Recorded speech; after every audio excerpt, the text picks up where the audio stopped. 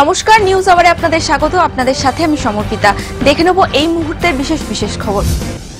দক্ষিণ 24 পরগনার মথুরাপুর থানার ঘোষের পুল এলাকায় একটি অস্ত্র ভান্ডারের খোঁজ পেল পুলিশ। মঙ্গলবার রাতে হানা দিয়ে বাড়ির মালিক শ্যামল নস্কর সহ 5 জনকে গ্রেপ্তার করেছে মথুরাপুর থানার পুলিশ।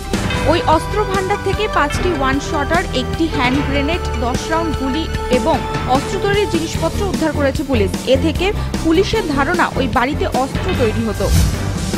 বিদ্যুতের দাবিতে বীরভূমের লাভপুর সাবস্টেশনে গ্রামবাসীদের বিক্ষোভ। মঙ্গলবার রাতে জনা 50 গ্রামবাসী সাবস্টেশনের কর্মীদের মারধর করে ব্যাপক ভাঙচুর চালায়। পরে পুলিশ গিয়ে অবস্থা নিয়ন্ত্রণে আনে। গ্রামবাসীদের অভিযোগ, বিদ্যুৎ দপ্তরের কর্মীদের একাংশের সঙ্গে ঠিকাদারদের যোগ সাজসের ফলে প্রতিদিন তাদের দুর্ভোগ পোহাতে হয়। সন্ধ্যা নামলেই গোটা এলাকা বিদ্যুৎহীন হয়ে পড়ে। এর ফলে বিশেষ করে ছাত্রছাত্রীরা চরম অসুবিধায় পড়ে। এছাড়া একটু বৃষ্টি নামলেই প্রায় 30টি গ্রাম বিদ্যুৎহীন থাকে, অথচ লাভপুর সাবস্টেশন থাকে আলো ঝলমলে। দক্ষিণ 24 পরগনার বারুইপুরে চালু হলো মহিলা থানা। প্রাথমিকভাবে 25 জন মহিলা পুলিশ নিয়ে এই থানা চালু হলো। মহিলা সংক্রান্ত যাবতীয় মামলা তদন্ত হবে এখান থেকে। মঙ্গলবার বিকেলে মাদারহাটের বটতলায় থানার উদ্বোধন করেন বিধানসভার অধ্যক্ষ বিমান বন্দ্যোপাধ্যায়। এছাড়া উপস্থিত ছিলেন পুলিশের পদস্থ কর্তারা। জলপাইগুড়ি জেলার ডুয়ার্সের নাগরাকাটা ব্লকের ছেড়াকাটা বনবস্তি ডায়না নদীর জলে সম্পূর্ণ প্লাবিত হয়েছে। এদিন বনবস্তি পরিদর্শন করেন শেষমন্ত্রী মানস ভূঁইয়া এবং বনমন্ত্রী হিতেন বর্মন। ছেড়াকাটা বস্তির সঙ্গে নাগরাকাটা শহরের যোগাযোগ রক্ষাকারী একমাত্র কাঠের সেতুটি ভেসে যাওয়ায় জলবন্দী হয়ে পড়েছে কয়েকশো পরিবার। সেখানে ত্রাণ পাঠাতে এবং উদ্ধার কার্যের জন্য 2টি কুমকি হাতি নিয়ে যাওয়া হয়। হাতির পিঠে চাপিয়েই পাঠানো হয় ত্রাণ এবং উদ্ধার করা হয় অসুস্থদের। সামগ্রিকভাবে জেলার বন্যা পরিস্থিতির কিছুটা উন্নতি হয়েছে। তিস্তা নদী থেকে লাল সংকেত প্রত্যাহার করে নেওয়া হয়েছে।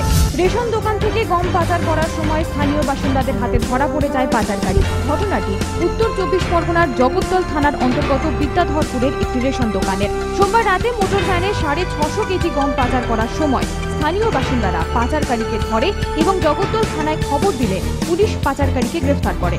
উদ্ধার করা হয় 650 কেজি গমও। দীর্ঘদিন ধরেই চলছে এই পাচার, এমনটাই জানিয়েছেন স্থানীয় তৃণমূল নেতারা।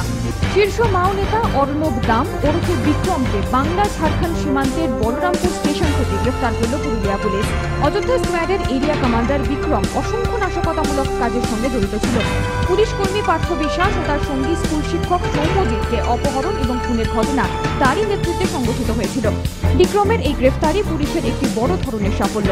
উদ্ধার করা হয়েছে কার্তুজ সহ বেশ কিছু আগ্নেয়াস্ত্র এবং মাওবাদী প্রচার পুস্তিকা।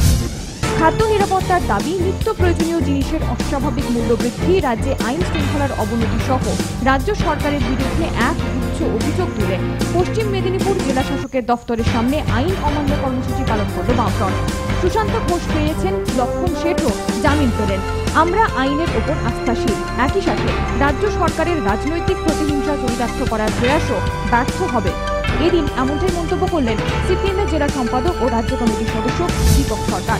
দুর্গাপুর রেল স্টেশনের কাছে আরওবির কাজ চলাকালীন 41 নম্বর ওয়ার্ডের রেল বস্তির জল নিকাশি ব্যবস্থা বন্ধ হয়ে যায়। ফলে গত 10 দিন যাবৎ ওই বস্তির 48টি পরিবার সম্পূর্ণ জলমগ্ন হয়ে পড়ে। পরিবারগুলির অভিযোগ, সরকারি তরফে কোনো সহযোগিতা পাওয়া যায়নি। তবে খুব শীঘ্রই পরিস্থিতি বদলানোর আশ্বাস দিয়েছেন দুর্গাপুরের মহানাগরিক অপূর্ব মুখোপাধ্যায়। ব্রিজটি তৈরির সময় থেকেই যে অবস্থার সম্মুখীন এলাকাবাসী, আদৌ তার সমাধান হবে কিনা তা শুধুই সময়ের অপেক্ষা। নিউজ আবার এখনকার মতো এই পর্যন্তই। খবরে থাকুন, দেখতে থাকুন এক্সপ্রেস নিউজ।